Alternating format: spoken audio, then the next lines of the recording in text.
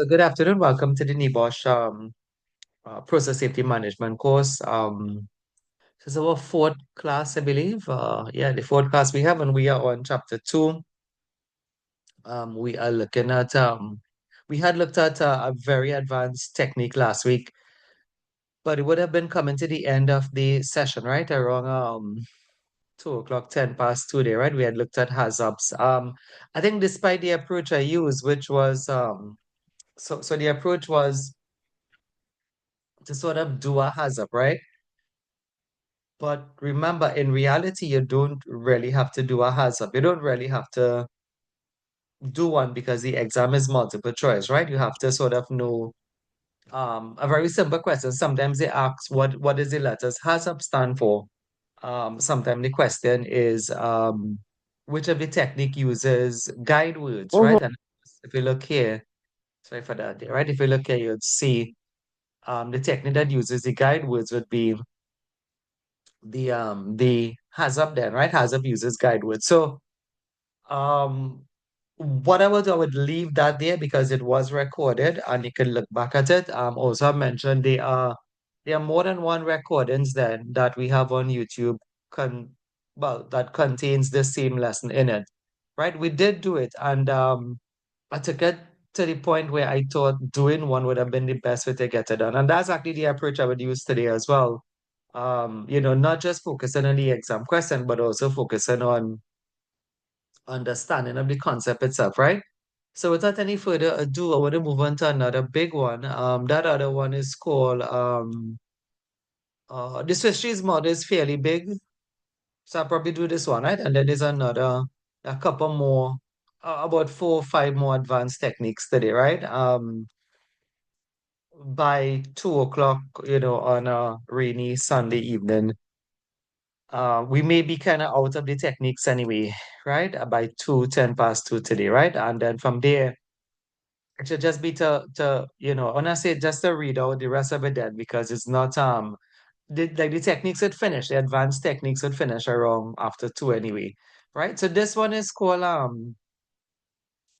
some people refer to this as the reasons model. The guy named that invented this is called Reason, Reason was actually his last name. His surname was actually Reason. And he would have proposed again, this is very popular, I guess, in England, Europe, France, I mean, Switzerland, hence it's called the Swiss cheese model. And you could get these in Trinidad too. It's not too common here in the Caribbean though. It's not too common in Guyana either, but you can get these slices of cheese that have these patterns on them or holes in them then, right? So normally in the Caribbean here, if anybody is listening, and like our slices of cheese then, right? Doesn't really have hole in it. In fact, we would normally buy, if you're going to buy cheese here, so the Caribbean mind might not quite catch this, but like you normally buy a block of cheese. When I say a block of cheese, it may be about the size of your phone, uh, you know, uh, height by width by length, right? And so it's not really slices here in the Caribbean, but you can't get them. You have various models of and brands of like I can't remember them, but I had some. I think it was Jack was one of the brand of them. But of course, in Europe, and if you look at Swiss cheese model, Swiss, of course, this is a common thing then. When you buy your package of cheese or cheeses, it's not really in a block, but it's like a pack and the slice is a slice and they have these holes in them, right? So I suppose Reason, which was the author of this surname, he would have looked at it and maybe that would have been kind of commonplace to them anyway, right?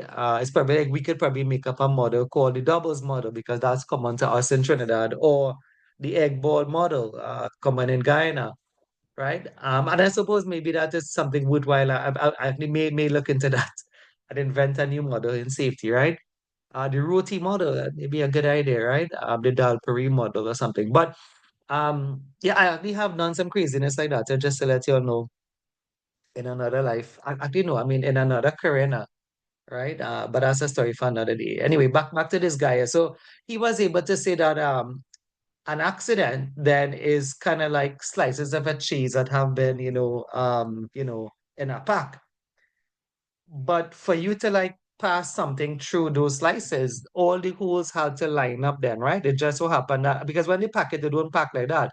It's just like random, like a random event where if it was in a pack and you open it back, then all the holes really should not line up. But so he was saying like an accident would happen if all the holes line up then, like all this sequence of events line up in such a way that you had a weakness on every slice. A hole in a slice represents something missing then, like missing supervision, missing training, missing, management, um, accountability, right? And so this is kind of like that movie, Final Destination, for those who saw it, where I mean, like we go through things every day, like we would see, if you remember the movie Final Destination, and of course, I think everybody on the planet who saw that movie, whenever you see a truck on the highway, right, and there are a couple of vehicles behind it, you often get that feeling, well, this could happen, right? And in reality, though, nothing really happens. But in the movie Final Destination, a sequence of events happen and like all the controls fail at the same time. And that is what the Swiss cheese model is saying, right? So some people refer to it as the barrier model. And the reason is that, well, the entire slice is good then. It's kind of like your entire trading is good or your entire management is good. But then one day, right, the manager may be late. And then at that same time, a forklift driver is speeding. And that manager would have probably, had a walk at the company floor. I'm just saying this, HSE manager, 9 o'clock in the morning. And the forklift driver who was normally speeding would have normally expected that and slow down. And then, another worker who, may have been on his phone, not looking where he was going. All of those things line up then, right? And of course you could have an accident. So um it's said to be, let me try to see how much I could put it into past papers. It's said also to be um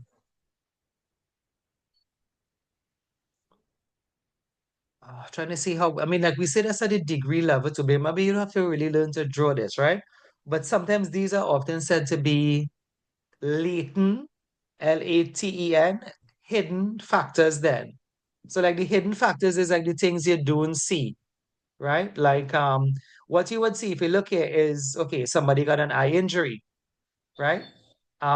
Human behavior, okay, like the person wasn't wearing their safety goggles if it was someone with chemicals, right? Or maybe a face shield. So that's what you didn't, but that's what you see. I don't know if you want to write that down because I'm thinking about past papers. They would refer to these here as active failures. If you want, you could just put that down. I don't know if you all could see it. I guess not. Maybe I should take another marker. Let's see, active. Okay, I'll put it here, right? Active failures. So what you see is said to be an active failure. But then all the other holes then, all the other things that fail behind the scenes that would allow that to happen are said to be latent, right? LAT and latent failures, right? So again, you don't have to really learn to draw it as yet, but the idea is that, I mean, like those who did level three, I mean, we actually never did this in level three either, right? Level four is always Mona, right? But like the movie Final Destination or like the slices of cheese that really don't really all line up. It's just a weird combination that have to line up, right? And if it does, and all the failure happens at the same time, you would end up with an accident. But those things that you don't see behind the scenes, the like the lack of management and like no safety training, no written procedure, those things you don't really think about that unless you investigate. But those are the things that led to the active failures. And those hidden things are said to be latent failures, right? So be careful of the words. Multiple choice. Um, thinking about three variations. The typical thing is to say the barrier model, right? Like which of the following, would have barriers and accidents, and if they fail simultaneously or together, they could result in an accident, and that would be the Swiss cheese model. Now, an interesting thing with the Swiss cheese model, if you look at it here, is that if you only fix one thing, that will prevent the accident, See if you've seen that. Like if you only like if you literally take a string and try to pass through the slices of cheese, but you just move one slice out of alignment, then the string cannot go through. So the accident would have been prevented if it just fixed one thing, right? So that's a good thing, right? The barrier model. So like if it just fix one thing, better yet, to fix two things: PPE training, management, taking an active part in inspections or something. If you fix one thing, you would avoid the accident, right? So I suppose the lesson here could be that I guess we could make a difference, right? Your inspection, your insistence that somebody does put on PPE, your insistence or your lack thereof, as in the case of Paria, those of us from Trinidad here, the fact that no one in that company did what was right. It all fell apart, right? It resulted in the death of four divers. But this is your power then, I think, as a safety. But you all know me, right? Other than the teaching part of it, I mean, other than, like for me, those who know me, I was like I wasn't like it wasn't back to front then. Like I came through working now, right? And that part of it now, it wasn't like, like for me, those who know me, honestly, um, it's really not about money. Many times if you interact with me, I guess you'll find that out. Of course, we have to pay NEBOSH, otherwise they'll take back their license. Right. But we work for them. For those who don't know that, right? This is not, remember I told you that those of us here, this is not Cipriani or Costa. NEBOSH is like a head, and we are the footmen. We work for them, right? NEBOSH is my employer. So, I mean, so in a way, it's like somebody selling KFC that somebody selling KFC is working for the franchise, right? So at the end of the day, now, like I think this is your power to as a safety. That if you make one good decision, even if people don't like you, you insist that one thing be done. You all must wear this PP, you must put on this harness, you must follow this JSA, you must have the line isolated. That is going to save somebody. And when it's not done, then you suffer the consequences. And right, so the power of a safety, one action could prevent, I guess, an accident or God forbid, a fatality, right? I'm moving on. I think I covered the passivers already, right? Well, the passivers I said was there, right? So the other one I'll do, now these are highly tested there, so that's why you see I taking my time with them, even though I may be overdoing them, but in the hope maybe one of you may go on to do our degree, well, the NEBOSH degree, not really my degree, right? But the degree course that we offer through NEBOSH itself, right? We are filled right now, so we don't have any space until October, right? Classes is filled, right? So we did hazard last week. So hazard, I guess I'll touch it because of exam, but it's not very common, like a questionnaire, right? Let me read it out and explain, right? And there's nothing ready for me to do here, right? So other than read. So a hazard study, which is essentially a structured brainstorming technique, is carried out by a team of competent personnel from a mixture of disciplines and led by a person who is experienced in the hazard technique. Each area of the installation is considered against a checklist of hazards. Where it is agreed that a hazard exists in a particular area, the risk presented by the hazard is considered and all possible means of either eliminating the hazard or controlling the risk and or the necessity for further studies are noted on a hazard worksheet. There's just one diagram coming up here, the hazard process, right? So we have assemble workshop team, hazard checklist, identify potential HSE hazards, use risk assessment matrix, right? Assess the risk, etc. So I'll explain it to you. So what a hazard is, a hazard. So yes, it have a team, right? It have a team and stuff in this. But what they do, they create a checklist. So that's what you're seeing there. They create a prefabricated checklist. So the competent team, the engineers would have gone around and like they will put on a checklist there. Like if you're looking at a tank, uh, as the simplest one I could think about, right? So a tank, they would look at things like they could look at flow. Maybe flow is a bad one, or maybe flow is a complicated one. I just put tank condition, right? So they said put tank condition, and they will already have thought about the answers. Is it good, bad, fair. Valve condition, signs of corrosion, no signs of corrosion, needs replacement, right? So it's a checklist. An alarm, an alarm on a tank or a gauge, right? They can look if it's a digital gauge, in proper working condition, fairly proper working condition, needs servicing, right? So in a hazard, it's really hazard identification. So once the checklist is pre-developed, you just have to photocopy it and every morning. Well, not the team. I mean, it wouldn't be the same team, but I guess the operator, the technician, the safety will go around with the checklist and they will do a check using that checklist, right? So that's what they say here. Each area of the installation is considered against a checklist of hazards if and where it is agreed that a hazard exists, like maybe there's a leaking valve, then they will go ahead to do a full risk assessment on that. So um, for multiple choice, remember it's multiple choice you're doing, so you often have to think about how the question could come. Like the hazard, then they can say which of the technique uses guide words, G, right? But with a hazard question, they can say which of the technique uses a checklist of the hazards. So if you want to write that down, because that is the question and the answer right there, right? Which of the following uses a checklist of the hazard followed with a risk assessment is going to be a hazard identification, right? So with that, that one is done. We have a kind of similarity between hazards and hazards. I could have a read of this. There's some similarities in this, but there's some differences as well. Similar in that they both use a team now. They use a team, they use, it's kind of done. Remember, these things are risk assessment, right? From those who were here last week. A risk assessment is actually proactive, so it's actually done at the design stage. But there are some differences, like the hazard uses a checklist, the hazard uses guide words, right? That's like the most common question anyway there for the exam, right? So remember, you do have to do some studies. Of course, it's not that time as yet. We are still in chapter 2.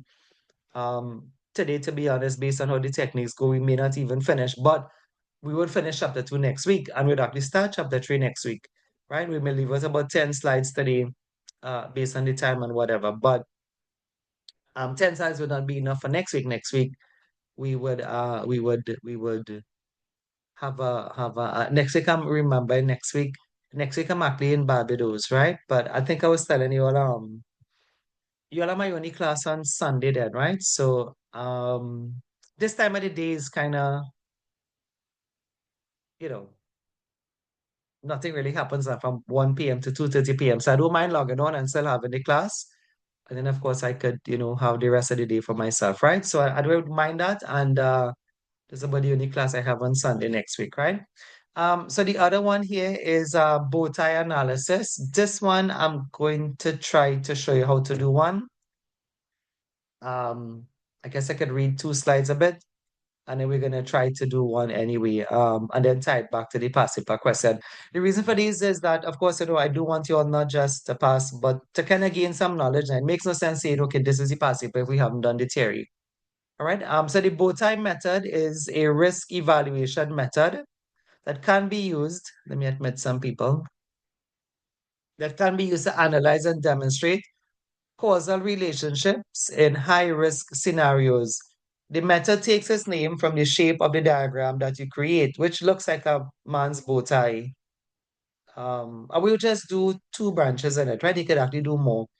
Like a bow tie gives a visual summary of all plausible accident scenarios that could exist around a certain hazard. Second, by identifying control measures, the bow tie displays what a company does to control these scenarios. The left-hand side of the bow tie describes how events and circumstances can release a hazard, which, dependent upon the effectiveness of the systems and activities in place, something called active barriers, can lead to an undesired event or top event with the potential for harm to people, assets, or the environment. The right-hand side represents a scenario that may develop from the undesired event, the consequences, depending upon the effectiveness of the systems and activities, reactive control barriers, right? Both I have the advantage of being a clear graphical representation of what can sometimes be a complex safety system. They show clear lines in safety and management systems. Active barriers are put in place to prevent the hazard from causing the top event, and reactive barriers are put in place to reduce the consequences. I'll show you just now, right? Each barrier relies on one or more activities carried out by the organization, such as design, engineering, or operations to ensure its presence and effectiveness. Barriers can be hard, such as fire explosion wall design, or procedures, soft, such as procedures and individual competence, right? If you have any paper, I would have prefer do one. So if you have any paper, I just trying where I could probably construct mine. I can construct mine somewhere to this side there, right? If you have any paper, we could try to construct a small one. Um, However, I would have prefer have a bit more space. Let me see if I could get a bit more space on any one of these slides.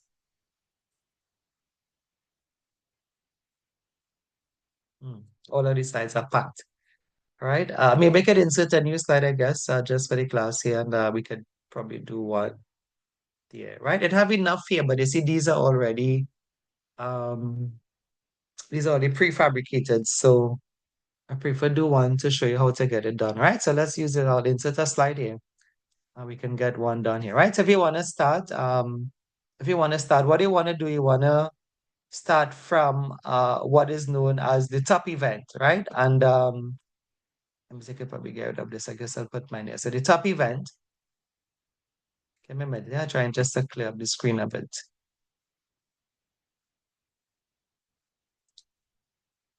Right. So the top event is normally what you don't want happening.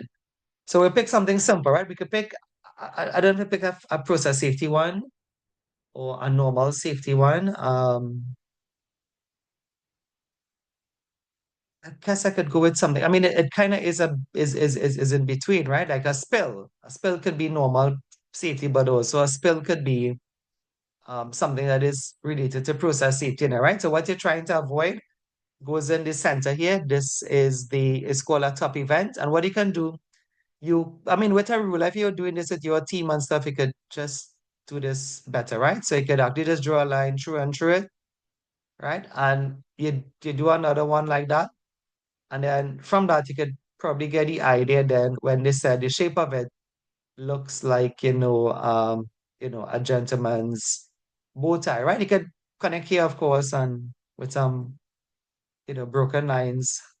And you get the idea that it looks like, the shape of a gentleman's bow tie. But you could actually do more than two lines. For the sake of the live, it would just do two to show you how simple a bow tie can actually be, right? So when you do this, of course, both sides are supposed to be the same size. This size looks bigger than this size. That is just how it occurred on the screen here, right? Anyway, when you end up with them, you're going to end up with a left-hand side. There's a left-hand side here. And you're going to end up with a right-hand side. Now, this is important. You'll see now some of the participants may fit into this, right? So there are two sides of the bow tie then. And in one side, right, in the left-hand side, it's said to be the causes, right? So on this side, you have the cause of what could have caused the spill, right?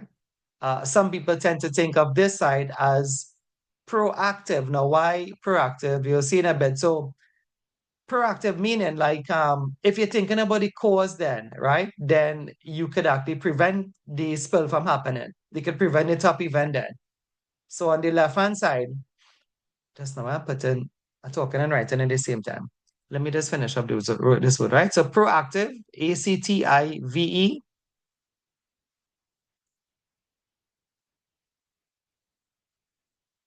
All right, so proactive. And of course, you can only guess that this side now will be reactive, right? You see what I mean by that? So actually that itself is like a passive question. They'll say like risk management and they use advanced techniques. Which model considers the active and the reactive events occurring, right? Some say which one consider the causes and the effects. So there are many ways of saying it then, right? Causes and effects. I think this may be the two best ways though, when I say many ways, right? The left-hand side of the boat I considers what could cause the spill. The right-hand side have the effects of the spill. You'll see what we're talking about just now too. Maybe we should do one, and these words kind of make some sense, right? So if we are considering a tank, I would do this one, and you could probably do this one. If we're considering a tank, if you're not familiar with tanks, I mean, you must have a water tank, so it doesn't matter if you know it's like a oil tank or uh, a gasoline tank, tank farm, tank battery, those who know those terms anyway. At the end of the day, a tank is a tank, right? So the tank could overflow. So what could cause the overflow? We could probably say something like the float, if you know what that is. So the float malfunctions, right? So the locker valve then, which is the lock off, device, the float malfunctions, right? So float defect, which happens. It happens to your normal water tanks as well, right? So float defect. But in the left-hand side then, right? Remember, it hasn't really happened yet. That's why it's proactive. You're just considering what could cause a spill. So what could cause a spill is a float. Did I spell it wrong? Float, right? A float, right? A float defect, right? So a float defect would be one of the cause of this spill. Now, could you give me another cause then? A cause of maybe a tank overflowing? We Human, could have, okay, very good. Human error, right? So human error. So this is also possible in the oil and gas field, in the process field. Sometimes they have, gauges, um, that would actually ascend a tank. They would use a gauge rod. They would dip the gauge rod in the fluid level. They would take a note of that, right? Back in the day, when I say now, those who older would know what I'm talking about. Back in the day, tanks overflowing was a normal thing because, like Petrotrin, those of us in Trinidad, which is the oil company for those in Guyana, had three shifts, right? So there was always a shift in the oil field. I was one of those gauges, just one. It had plenty. Gauges was like the least. A gauger was the least position you could get if you're getting into, the oil field anyway. Then, right? You get a company car, you ride along a company car, and you're just really kind of taking fluid levels. Then, hence, you are called a gauger, right? I don't know if that position still exists in Paria. Paria, those of us in Trinidad to Petrotrin, have been rebranded Paria, right? And of course, maybe rebranded Petrotrin again. But, like tanks overflowing, it was a normal thing until about the 90s, right? When they started to design the tanks, and then the oil field tanks are talking about a bit differently, right? With a catchment associated with it to the top, and better sort of management then, right? Anyway, but these things are really proactive. In reality, on the left-hand side, the spill hasn't occurred as yet, hence it's called proactive, right? Now, if you look at the bow tie in the diagram before, you would see they have something like this. They have something here in the line itself, right? So I'll probably just draw two on each one. And what these are kind of like, the Swiss cheese model when you move the slices of cheese around that, right? So what these represent what we call barriers. So like if the float was defective, then what this would have represented here would have been inspection, right? I don't know if you could fit it here. If you have a bigger diagram, you could fit it, right? So that would have been then frequent inspection. So that's why if you understand it a bit, that's why the left-hand side is said to be proactive. It's like if you identify what could have caused the spill, then you also suggest a control. And if those controls are in place, then you wouldn't have the spill, right? So the flow defect inspection would have been one of the things there. And maybe another one could have been, let me see, maybe could have some like a secondary shut off, right? So maybe that would have been thought about, and they would have a secondary shut off, device, or maybe even like an alarm, right? An alarm that would kind of sound to say, okay, look, the fluid level has crossed, whatever it is, right? Whatever like would have been the tank capacity. They would have been, like a safe fluid level. So an alarm would have sounded then, and like an audible alarm, right? Which will signal to everybody that, okay, the fluid levels is not where it's supposed to be. It's actually beyond that. So with those things in place then, at which time maybe there could have been an automatic shutoff valve. Yes, they have that in this course, process safety. You have alarms that are linked to valves that if the alarm goes off, the valve will actually close off for itself. It's a remote operated shut or valve, something called a ROSOV for short, ROSOV. So with these things in place, the spill would not have happened unless it was sabotage. But then that would have been another line. You could draw another line and think about what if the cause was sabotage, right? Somebody sabotage a tank now, right? Then you think about that. You think about security. You think about, barriers, fences, right? Warning signs to keep people away from off the compound. If anybody was coming in, you have them sign, proper authorization. What is your business, in that part of the field? So it would have really been proactive, right? Human error. I would suggest. What do you suggest? If it was like somebody, I mean, there are many answers for that, like a way to prevent human error. Training, Training, right? Very good. training, Yeah, yeah, excellent. So procedures. yeah, excellent. So those two will work, right? So we're gonna go very well said. Please, if you have more space on me, fit them in. Remember, the aim here is not just to pass an exam, but my true aim is to save a life, right? My true aim is that maybe you could go back to your company and in your meeting, in your Monday meeting, you could tell them, hey, let's do, well, not Monday meeting. Monday meeting may be a bad place, but your team meeting, I could just go on a whiteboard and, you'll do a, like a BowTie. I know company doing this. That's what I'm telling you. It's not just stuff I'm making up. I know when I teach this, people use it. I know people are using it in the companies. It's a simple diagram, one circle, two lines. How simple more you want than that, right? Okay, so procedures following proper SSOW. This would be perfect here for the left-hand side. Now watch the right-hand side. So let me explain the right-hand side. So if the left-hand side of the BowTie, if the left-hand side considers um, what could cause the spill, a float defect, human error. Well, what did they mean then by causes and effects? We figured the causes already. So what are we doing on the right-hand side?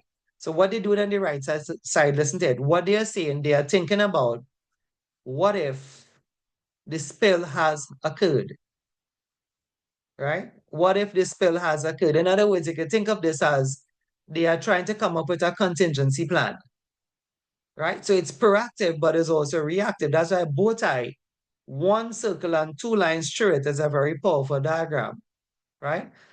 Again, I'll say it again. They're trying to consider what if we have a spill? What if we have a spill? And then the barriers now are going to be how are they going to deal with the spill? So when they come to the right hand side, we're thinking about now what is the effect of the spill, right? So I'll give you, I don't know if you want to say it, but we could go the obvious one. And effects of an oil spill, environmental harm, environmental damage. They are considering what if we have a spill? What if the tank overflows? It gets into the pit, it gets into the drain. Today is a rainy day for all of us who work in the oil field. You all know what happened. All them drains and them overflowing. All of that going in the river. If you're from South Trinidad, it's going down in Labray Beach, Coffee Beach, Erin Beach. They have catchment pits in the rivers for those who know. But if it's flood, well, the catchment pit and I'm going to overflow too, right? That's a normal thing, right? That's telling you the oil field, and this is just how, nobody could make a pit so big to hold all the flood waters. It have pits in the rivers, right? And in the drains, everything that wash out in the land and all the oil from the land, wherever have oil leakage, wherever have pits, weather like what we have now is going to overflow, right? And you can't do nothing about it. From my experience, you can just sit down and watch the pits overflowing because it's water, right? And then they deal with the consequences. So environmental harm. But what I'm trying to tell you is that the companies would have thought about that. The companies would have thought about, well, and I don't know if you know the companies, I mean, they have emergency response teams, contractors basically who will get down there into the rivers if there is an oil spill, if it's on a beach and clean it up. So it have a plan and you could think of it as a contingency plan, right? What do you think could be another effect of an oil spill? So we have environmental harm. What could be another effect of an oil spill? Financial losses. Right. So financial losses, right? So financial losses, bad reputation anyway. So what they will do, watch this, right? So for the environmental, what they will do, they'll have a plan. The barriers now represent a plan. Again, you can think of it as a contingency plan. So the example we use in here, yes, the oil floated away. Yes, it went down to Erin Beach or Coffee Beach, but we have a plan. It have contractors, right? So if you could put on this one, maybe it have contractors who will get down there. They will start up the cleaning operation, right? Contractors, right? They actually have a plan. I don't know if you all know this, where money is concerned, fishermen may have to be compensated. This is a normal thing. Again, I don't know if you all know that. I put contraction. Jesus Christ, yeah. That's what I tell you, the human mind cannot talk and write at the same time. But what am I thinking about if I put contraction, subconsciously? Thank God I do have that to worry about. If anybody have that to worry about, I would wish you the best, right? But so contractor, right? So contractors will be part of the plan.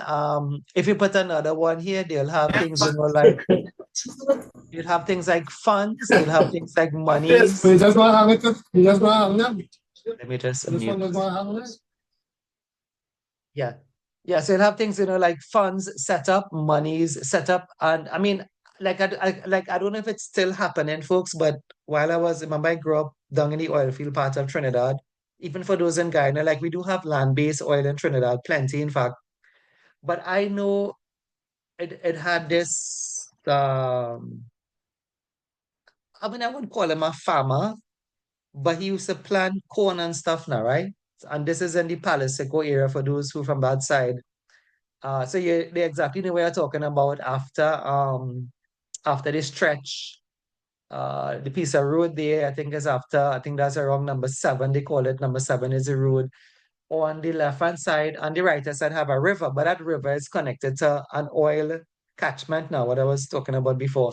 And in the left-hand side, for the life of me, I couldn't understand what every year it had this person is to go on so corn there then, right? There would be corn, lush corn on the riverbank. And then, I mean, then somebody said, because I used to work on the other side of that bank, the other side of the bank was where the oil catchment was. And somebody said that person just, that's not really their crops enough. That crop is planted there to get damage. So like they will get money from Petrotrin. That person not really looking forward to reaping that crop, right? I suppose if the year comes and it doesn't have a flood, but he planted on the riverbank now, like on the bank, right? Folks, my battery is running out. I have to get to the other side of the room. Might just give me a minute here. What it could do for me, you could think about how do we prevent the financial loss, right? Just give me a minute. I'll need to change room direction, plug in back the computer, and I'll be back with you.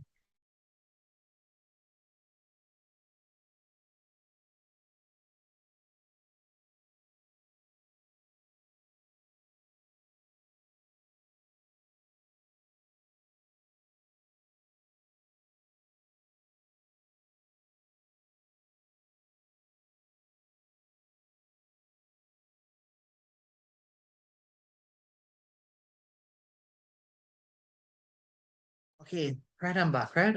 So yeah, and so anyway, um, like I suppose anyone thought of like how, like if you know, okay, like it's gonna cause financial loss, um, certain things are said now. Like, I mean, and the example we use here is more land-based oil, right? Where you do have, if you know a land-based well, there is a pit, there's a pit, they have residue there.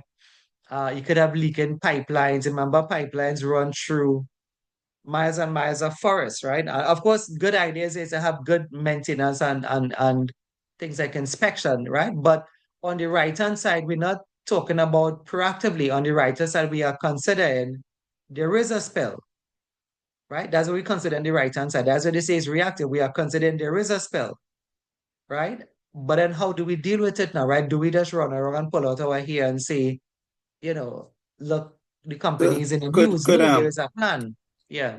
so could something like let's say a containment prevent that from going on and causing environmental impact, like doing booms and that kind of stuff, making sure we could contain the leak if it happens.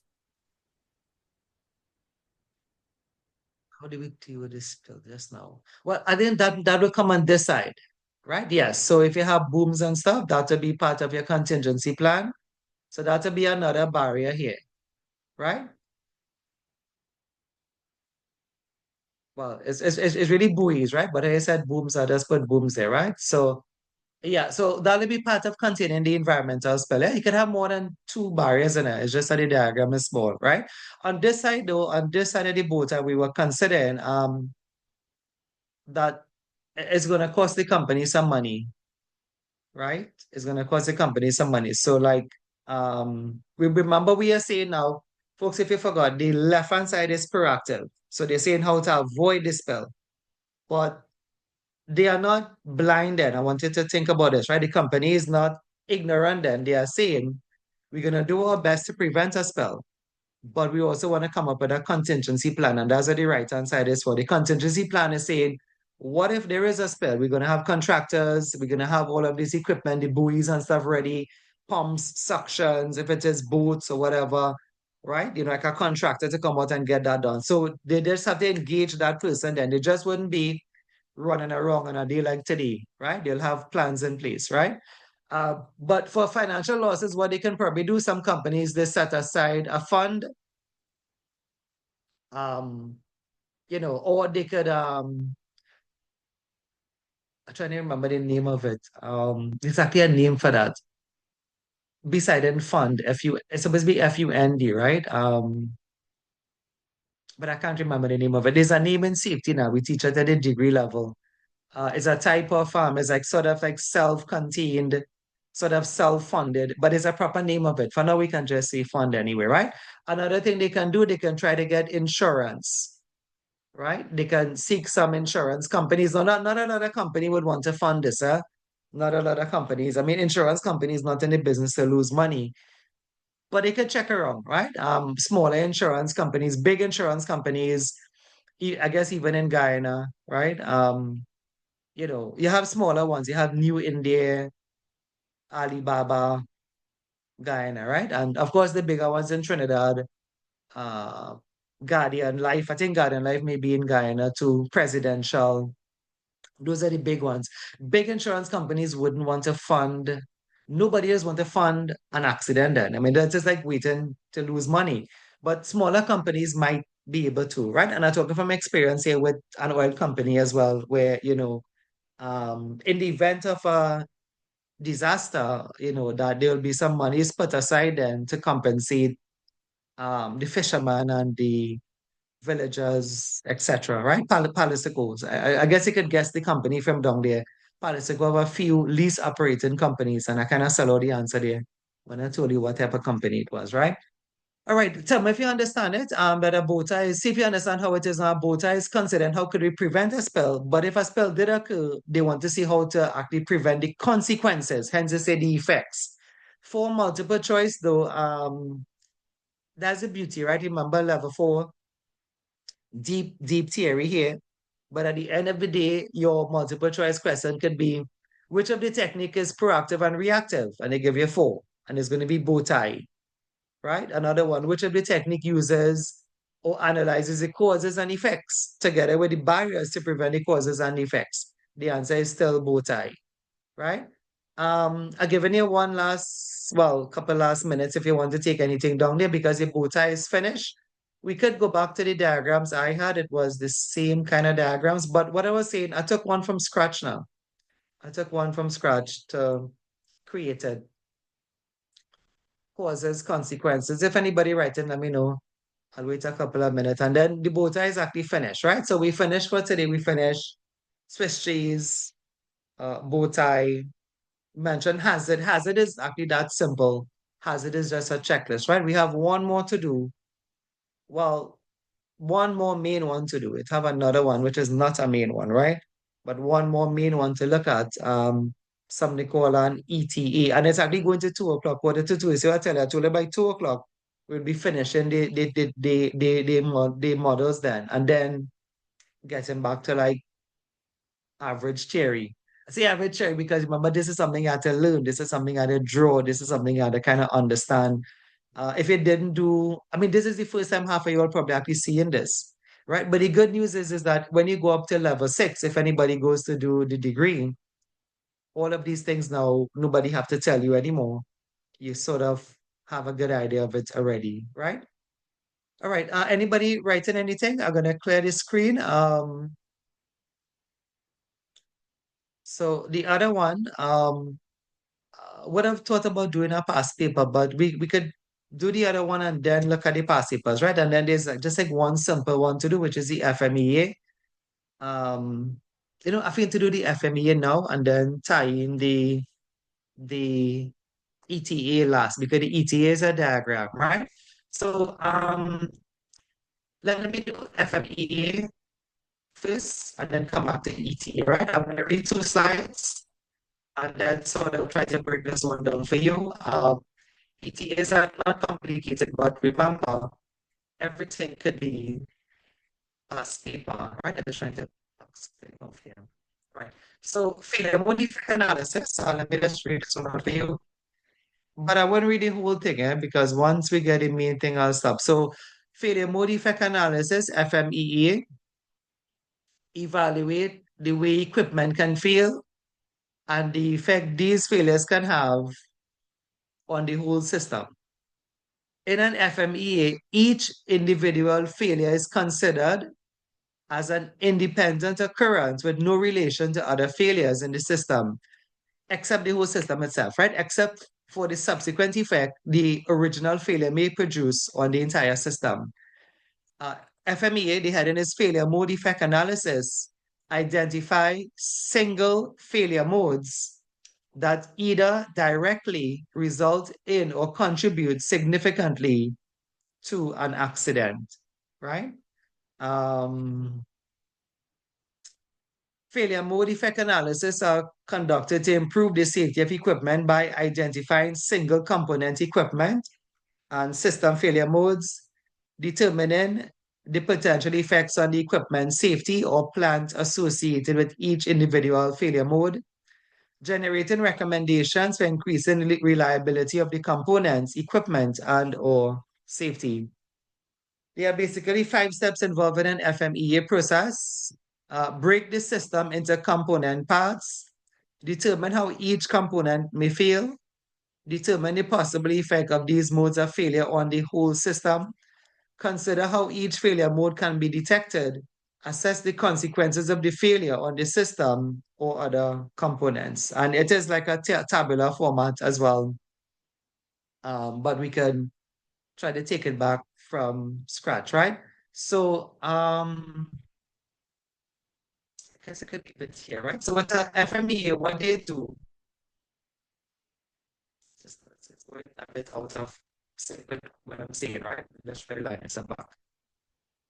Yeah. So what they do, right? They will take a component, they will take a system, right? So you can think about whatever. I'll just make simple, right? I'll use a couple of simple examples. So you could use God forbid, so I try not to say these things. So maybe something simple, right? You could use I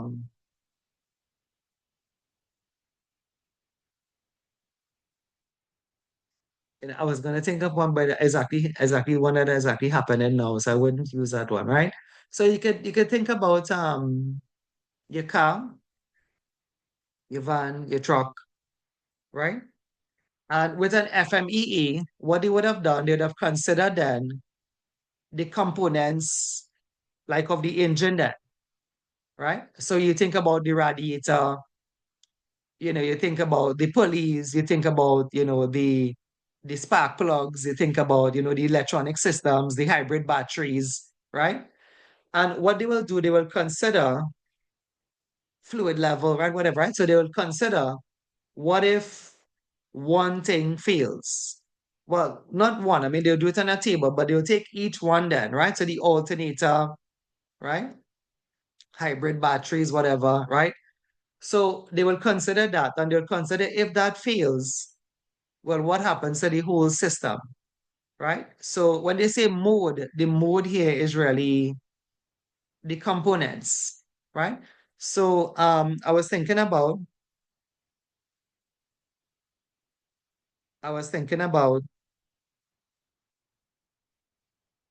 Just now, I was thinking about like your phone, right? So like if you have your phone,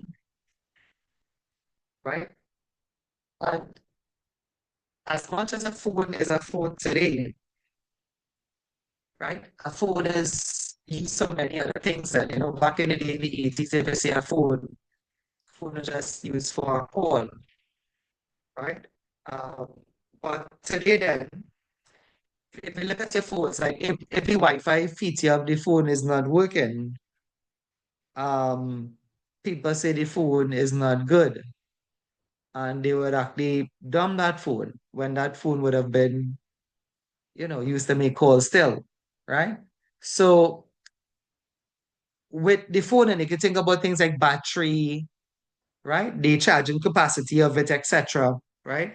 So with each element then, right, you consider what if that fails, like if it doesn't charge as much as the phone is good, well, it's not charging, right? So you look at the effect of the failure mode.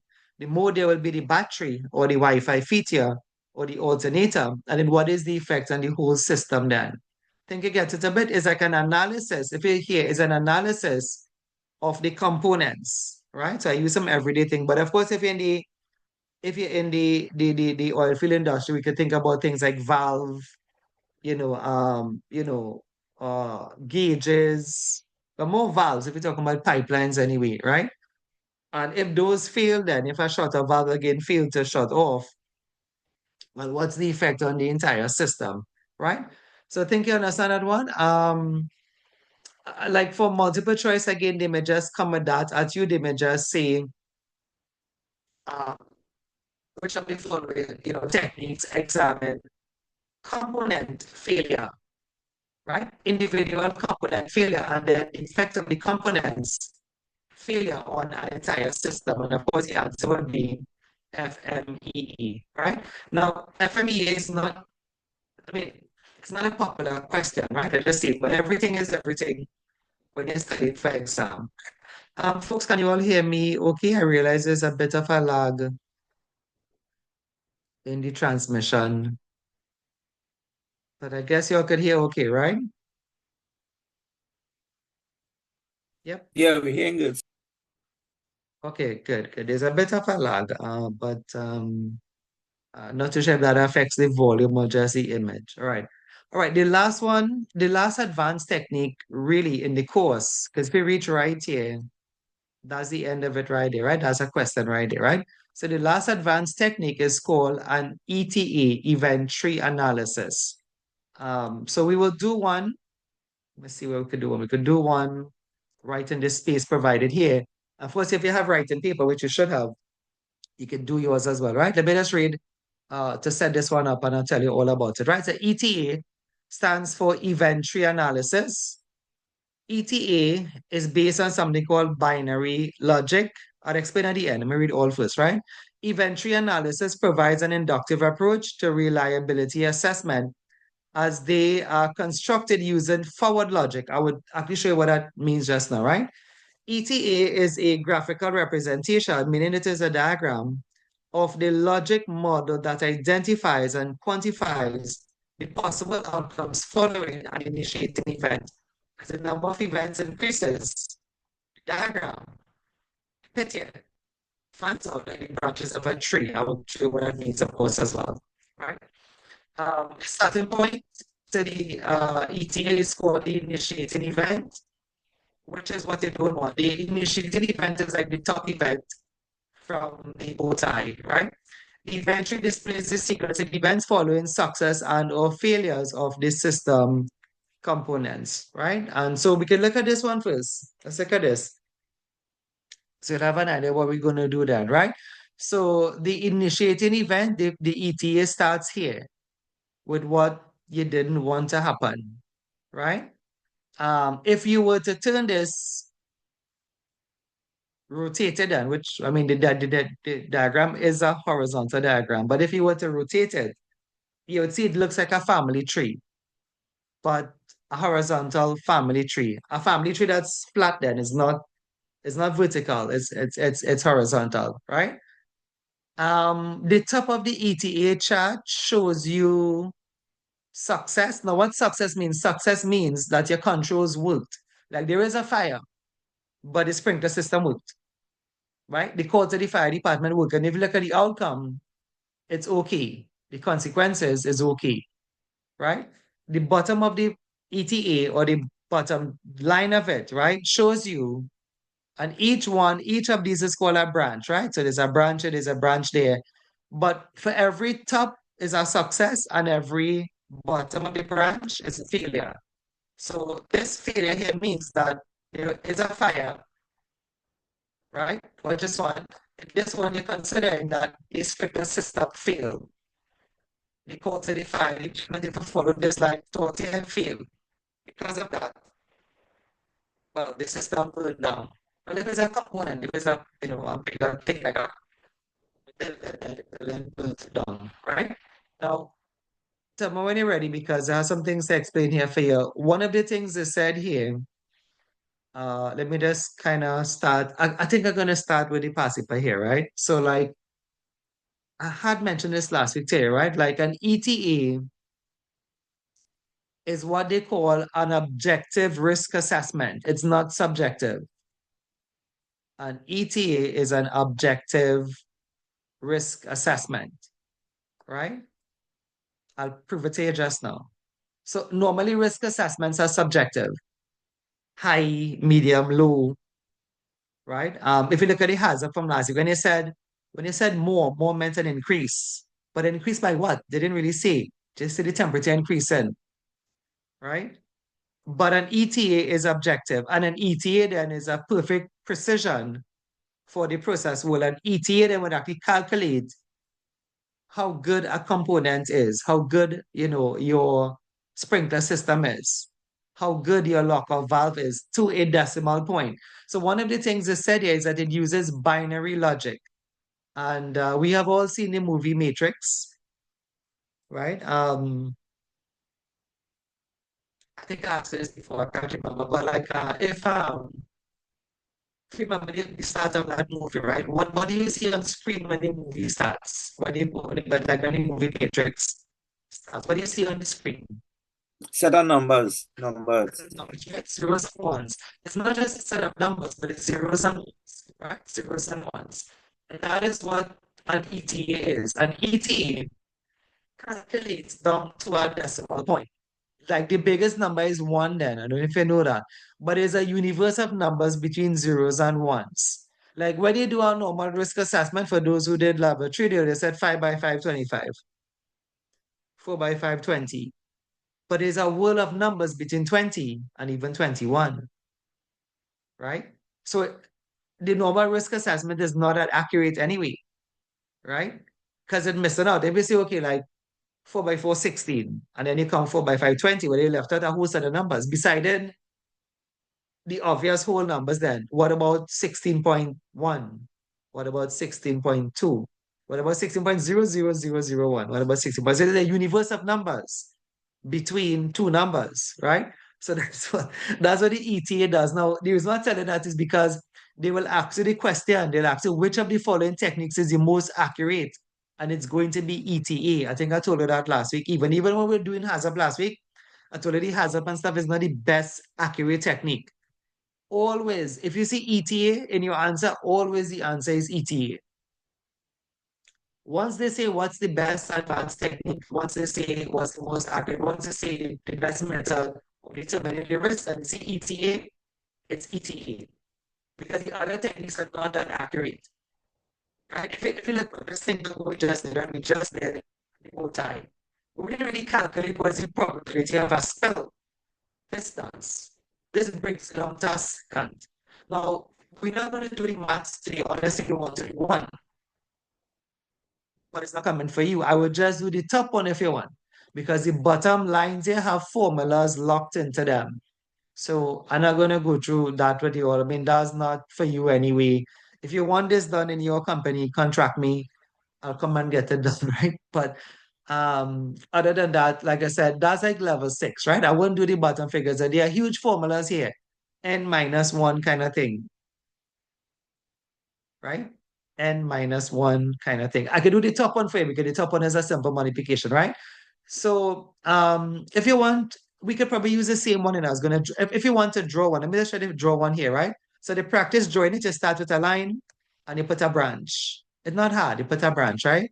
And then in the top line, you put another branch, right? Just put a branch. See if you could draw one. And the top line, you put another branch. All the bottom lines, you could probably pull them together, make sure they equal. And that there is an ETA, right? You can practice drawing it if you want. Anyway, so trying to see how best. I see we do have limited time still. I mean, it's 2 o'clock, but it's so much to say. And remember, you're not really getting to do, you don't get to draw ETA, right? All right, I'm trying to break this down for you. So in the real world then, right? If there was a sprinkler system, the manufacturer would give you the data then as to how soon will it be activated, right? You could probably figure out maybe how much seconds, how much minutes it take you to call the fire department, right? What they do with those figures, they turn it into a decimal. Turning things in decimals is not hard. You just have to put one over it, right? Like one divided by, if you come up in a way like with five, one divided by five, you'll get 0.2, right? So turning things to decimal is not hard, right? Primary school children more or less familiar with that. But what I'm saying then, in the real world, what they do, you get the figures then, right? Like they'll give you the figures for how soon will the sprinkler system will be activated. I just put 0.2. How soon a call could be made to the fire department, 0.8, right? And from this then, this is where I say you could actually calculate the actual success then of these things working and a call to the fire department being made, right? So how they do it, you just have to multiply the top figures, right? So just be 0.2 times 0.8. And most of the times, it wouldn't be even so whole. It would be like 0.867 or something, because most of the times it's kind of like that precision as 0.867. And when you calculate that, that will be, well, I'm not saying to do it now, but when you multiply it now, that will be the risk then, or the figure associated with controlling the risk of fire. So can I say it like that because, right, if anybody gets it, it's a check it's on my phone here. If anybody consider that because you can get the idea then that it's way more accurate than a normal risk assessment. A normal risk assessment would have used whole numbers, right? But this, you know, this works down to a decimal point. 0.134 is the total probability then that the success of reaching the fire department would have occurred. So it's more precise. You understand? It's more precise than a whole number, like saying, the risk is 25 or whatever have you, right? So why such precision? Remember why? Remember, this is process safety. And if we don't prevent a catastrophe on a plant, it's going to result in, well, exactly that, right? Catastrophe. Of course, one death is bad, but, you know, hundreds of deaths is worse, right? So we need that precision. And that's why your multiple choice question again remains, which of the following techniques is most, like the best one after an accident? Whenever you see ETA in the answer, tell you the answer is ETA. Once the answer is the best one, the answer is ETA, right? So for further information on this, you could actually uh move on to do the NEBOSH diploma whenever that time comes. Right? We used to offer this as an independent training long time, but I kind of stopped it. I really don't get the time anymore. Right? I tell you down, you have some formulas, 1 minus n, and this is actually just the start of the formula, right? If you want to know what is n was the number on top. Watch it. So what is the for failure? It will be 1 minus 0.2. Point of all of this math is to show you precision. I really don't want you to remember the answer because your maths are coming. This math's not maths as I will say for you. But the point of the maths today is that, hey, this is way more accurate than saying 5 by 5. This is way more accurate than saying 4 by 4, 16 or 3 by 3, 9. It's an advanced RA. That's what it falls under, level 4, advanced risk management tool, meant to control high risk activities. or activities in the process safety industry where it could result in a catastrophe. If we know then, just to let you know, right? I mean, I know you not see the whole picture, and when I say the whole picture, it have little things I'm leaving out still. I try not to leave out anything important now. Like, for example, telling you where these figures come from. If you wonder where this come from, I told you the manufacturers will have them, right? Um, and other entities will have them too, right? Um,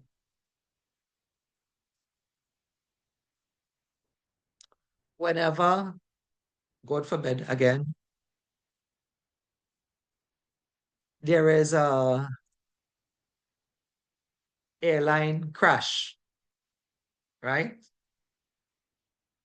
What is the first thing they try to retrieve from the airline that crash? The black box.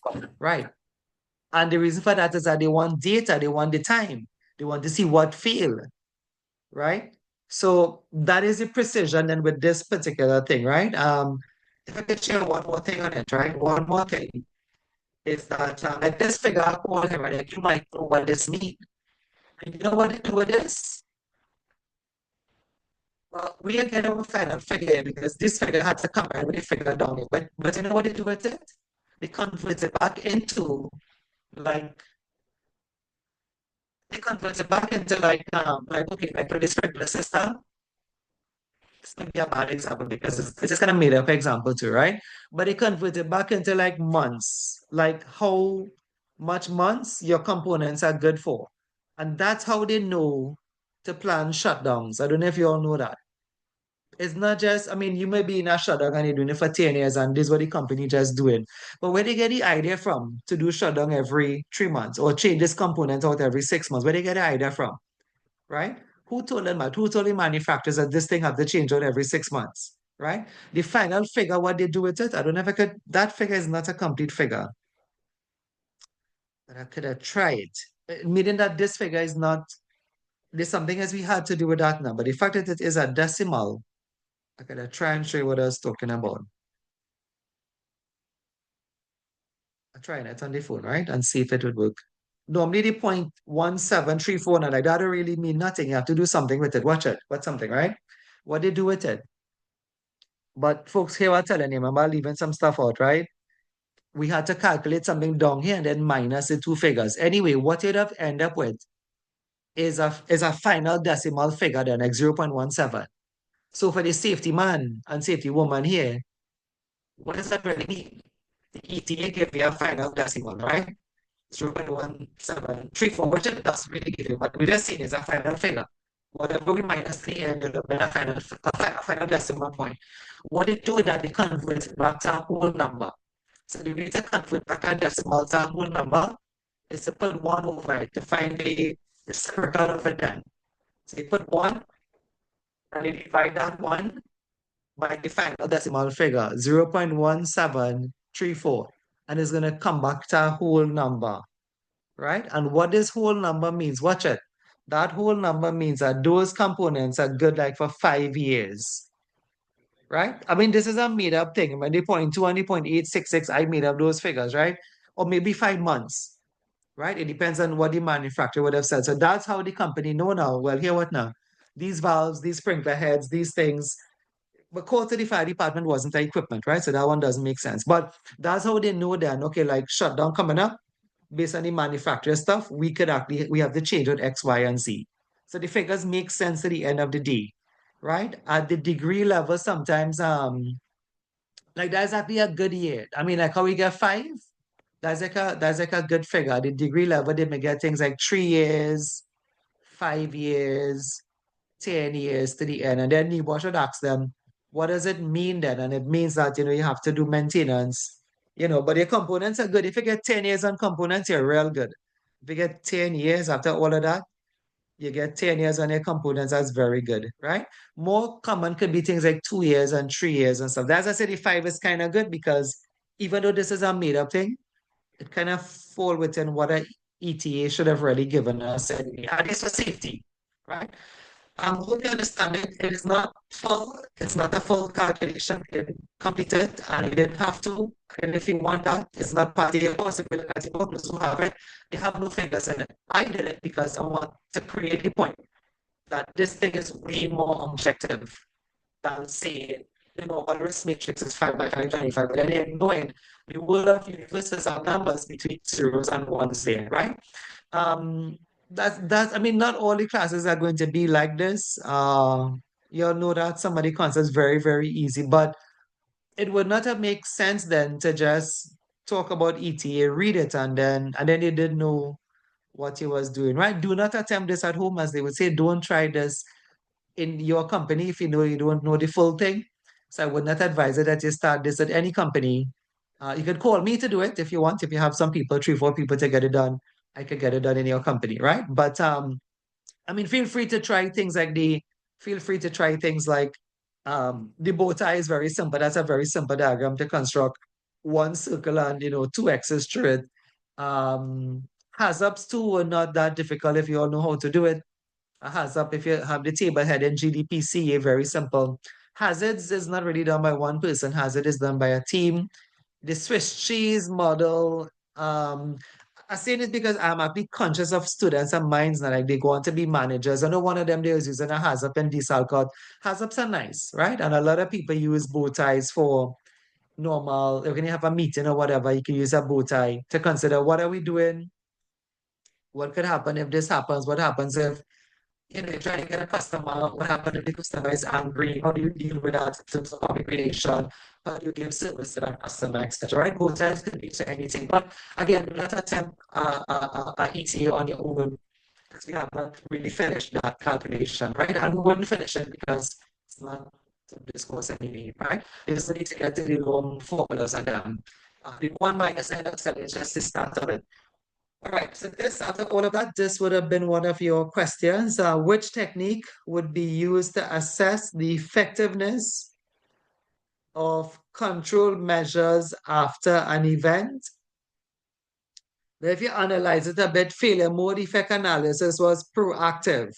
You were considering what if the battery in the phone stop holding charge, right? Inventory analysis is the answer, of course. Risk assessment is too generalized. Hazard identification is actually proactive because there's a checklist and you're going wrong and you're checking the valve and you're saying condition of valve, good, bad, replace, right? But that is kind of proactive. They're saying here, they say after an event. So, the ETA, if you remember the airline example, God forbid, but that is the example, is after a crash. So it's after the event. It's after the fire. That's why they try to get the components to see what happened, right? At what time did this flight thing stop working? At what time did the engine go out, right? It's a bad example, but it's the example for this, right? To say that the ETAs, examine what goes on after a negative event, right? Sometimes they ask it in another way, which is the is the most accurate, whatever. Which one is most suited to the person safety industry?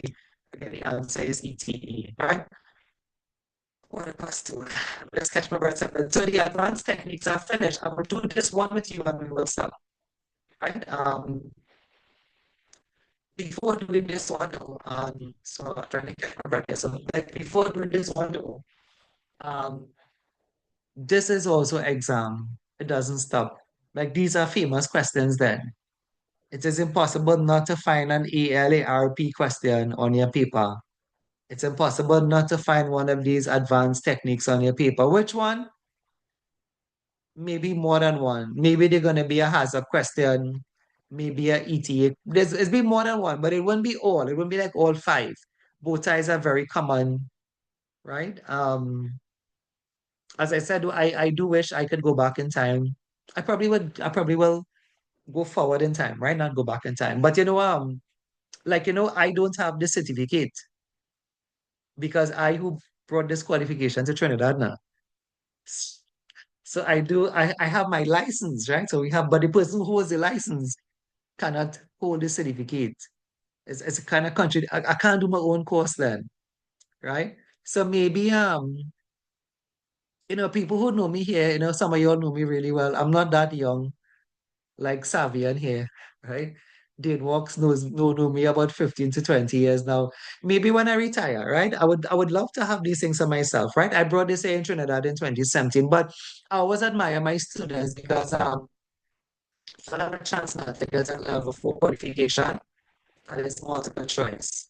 Right? Back in the day, you could talk to the older NEBOSH students, and we never if you wanted to make a joke long time, like I have been works here, right? If you wanted to make a joke long time and have the class laugh, you would have said NEBOSH have multiple choice. That was a joke.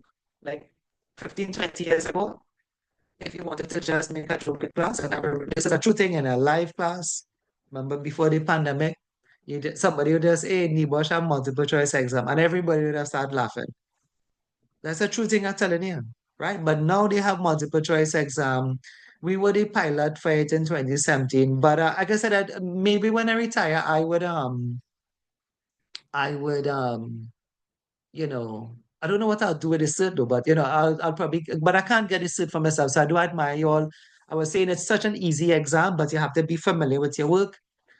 Even the pass mark is not bad either. You have to get 24 questions correct out of 40, right? Those of us who went through level 3, it was so hard. Level 3, you had to get, in the NG2, you had to get everything correct to pass. Right? Like I have Ramsing here. Ramsing did oil and gas. Oil and gas was hard to pass. This thing, multiple choice, you don't even have to get all correct. You could get one wrong, two wrong, three wrong, you get 10 wrong and still pass. Right? So I do love this course. And like I said, I do have it though because I have the license. I do admire all my students. Like I said, I can't go back and get it because I can't do my own course, but maybe one day when it's the end, when it's time for retirement, I'll probably that needs a uni, right? All right.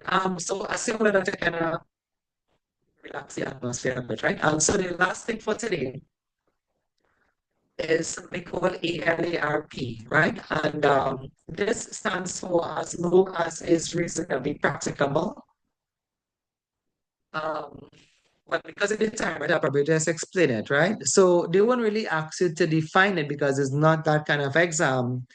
But we may have to break it down for you. So I think the best way to break it down for you is to draw a little diagram, right? So you can remember it. So what ALARP is, right? ALARP is where the employer will consider, should I draw this the other way?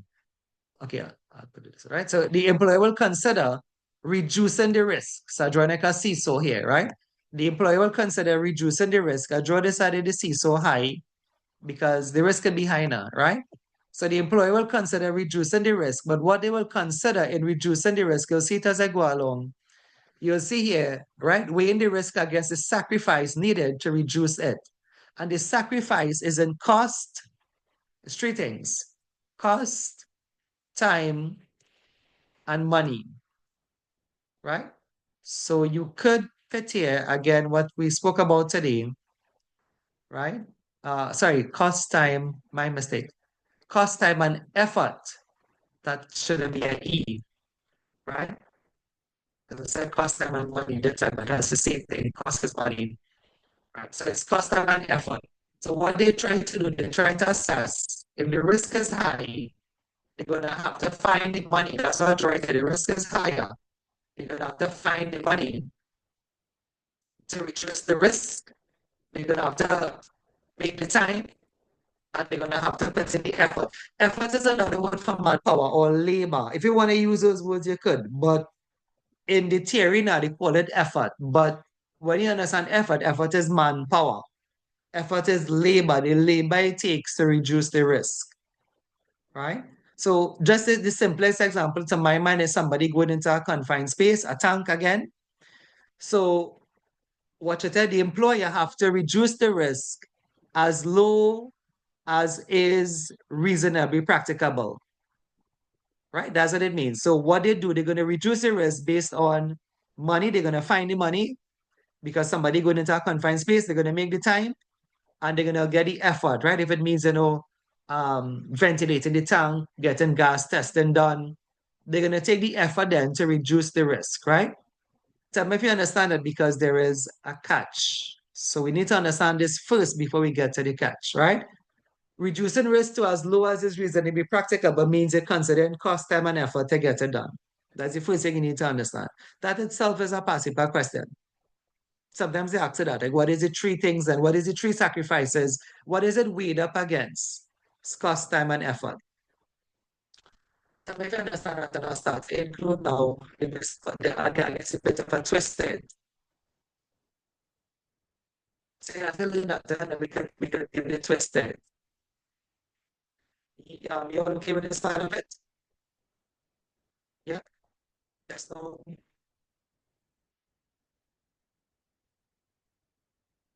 You're alive on there still? Make it sleeping.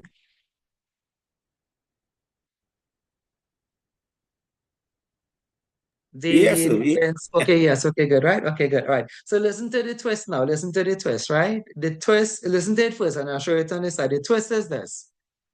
The twist is this, right? You're not going to spend all your money. You're not going to spend all your money. You see, ALARP, if we dissect it even further, watch this. You're going to go down low. You're going to dig in your pocket then. But you're not going to dig out your pocket then. You're going down low, but you're going down as low as is reasonably practicable. See if you see that, right? So in a practical sense then, right? Let me give you a practical sense. If somebody was going into a confined space and then yeah, the company have to spend the money, right? They have to spend the money on training, ventilating, whatever, right? Rescue team, whatever. But if there's something new out there, like there is some sort of, I'm making up an example, right? There's some sort of drone. There's some sort of drone technology that's going to accompany the person. They saw it in China, or you see it in the US, right? Now, you don't have to do that because that is not reasonably practicable. If you would have tested, ventilated, rescue team, trained, gas tested, all of those things, right? Then that to you, that's what you're spending money for. You did reduce the risk, but you reduced it so far as it's reasonably practicable. So listen to the catch before we run out of time, right? For exam, watch it. There's two words you need to say here. For exam questions, they say, right? You must reduce the risk, but it must not be grossly disproportional. These two words show up for exam, right? Grossly disproportional means you're spending too much. They don't want to spend too much. They want to spend just enough, right? So when you look at, I'll try to find a question for you, right? When you look at a definition for ALARP, they say, what does it mean? You have to look for something that says you balance the cost, time, and effort, but in a way that it doesn't break your pocket then. But they wouldn't say that. They would say in a way that is not grossly disproportional to the overall risk assessment process then, right? Tell me if you get it. The words are underlined is the words for exam, huh? Otherwise I would not underline them. You could think of this as, for the folks who are here, your loved one, right? Ask you to buy something for them. Probably excepting your children. I mean, if your children ask you to buy something, you're going to get for them, grossly disproportional or not, right? But your loved one asks you to buy something, right? And you like there is that one that you can get. Cost, time, and effort, right? So you're gonna have the money, make the time, make the effort. But there's another one of it, it's another brand of it that is slightly more expensive, right? You could see, like the same thing that same, you probably call it a piece of jewelry or phone or whatever, that same thing, you can get it, right? But the one that is the exorbitant price, then the one that's 10 times that price, that is grossly disproportional. I guess parents may say that to their children as well. If every day, kids get say, like, one present today is a phone. Back in the day, for us, the number one present would have been what? I'm not sure. Can't remember, right? But it wasn't a phone back in our day, right? So you could get a phone for your child, right? But it might not be the latest iPhone 17 then, 16, 17, right? You can get one, but it mightn't be that one, right? So in that sense, then you're still spending money, still going to the mall, still making the effort, but at least it's not one that's going to put you out then. It's not one going to put you out of your pocket then. So that's what reasonably practicable mean. And you can actually tell that person. You could actually, I mean, most people would say that, right? That you're not being reasonable. You can get this one, but you can't get that one, right? Hopefully, I mean, like I said, parents do make the exception for children, so that may not be the best example, but it's an example nonetheless anyway, right? Let me see if I could find a question here for you. I'm going to clear this slide and then we're going to mark the rule. Next week, like I said, right, I wouldn't be in Trinidad or Guyana, but I would try to me, as long as I have internet, I don't mind. Right, this is a nice graphical representation of it, right? As low as is reasonably practicable means, watch it. You're just doing what is reasonable. It's not like you're not taking the expensive approach. You're not being cheap either. You're just doing what you could do, moderate. So it's gonna cost you money, but not all the money, right? It's just being reasonable. That's a nice graphical representation of it. So you can find the question for you. We have one around just over the slides. The slide didn't line up with how I wanted it to go. So I may have missed it as well. But ALARP is a common question. We have 3 minutes again. So next week, what I'll do, I have to remember to send you the third PowerPoint because we're gonna finish. This is gonna finish next week. Or I wonder if to finish it and do some past papers maybe. Maybe I'm looking at it, we have some good slides to go. So maybe I wouldn't send you the third one then. It seemed to have enough here. Right? The only thing that these are easy concepts. This is not like today where we had to draw. These things are easy things to break down. So it may look like a lot, but it wouldn't take long to teach. Right? I didn't see any question. However, I think I have a past paper open. It may be too late to look into it, but we could still try with 3 minutes to go, right? Of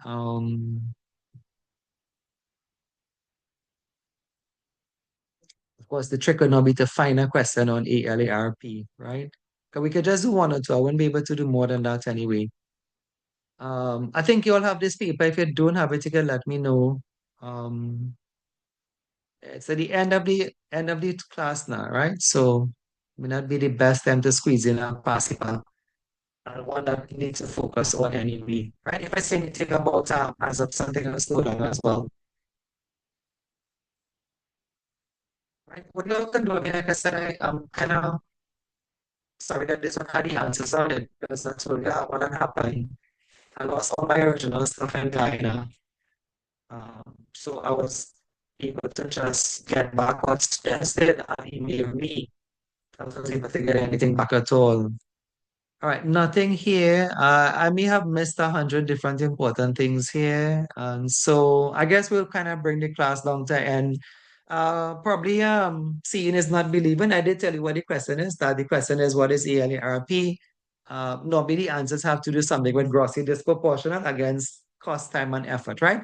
Take my word for it. I think you all have another paper too, but we are out of time for me to share another one. I believe I sent you another one. There's one with about 18 questions. See if we could find that one, and I think the question would be on it. Next week, what I could do, as I said here, seeing that I would be kind of out of my element, I would probably just try to finish up the lesson, and that seems long enough, and then we can probably do some past papers anyway, right? Let me go back to the other side of the room. Your register is there, and I would call the roll from there.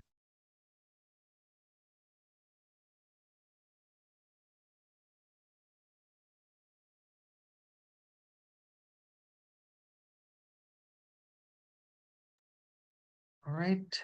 Yeah, the plugs are a bit funny in the place here, right? Where at least the room is set up now. All right. So when you hear your name, again, thanks for being here. Like I said, on a rainy Sunday, uh, you know, doesn't quite stop me though. um, I understand how it could be, right? Dean walks. Yeah, Dean is there. I'm gonna put him present. Ricky. Yeah, present. Thanks very much, Dean. Ricky. Yeah, present. Thanks, Ricky. Tariq. Present. Thanks, Tariq. Shabiki Adams. I know she's here. Shamika Benjamin. Present. Thanks, Shamika. Kendon Savian is here. Ram Singh is here. Vince was also on screen, right? Folks, enjoy the rest of your evening. I will hopefully, all fingers crossed. I should be able to see you next week Sunday, right? It's just internet we need anyway, right? All the best, everyone. I'll see you all back next week Sunday. All the best. Bye.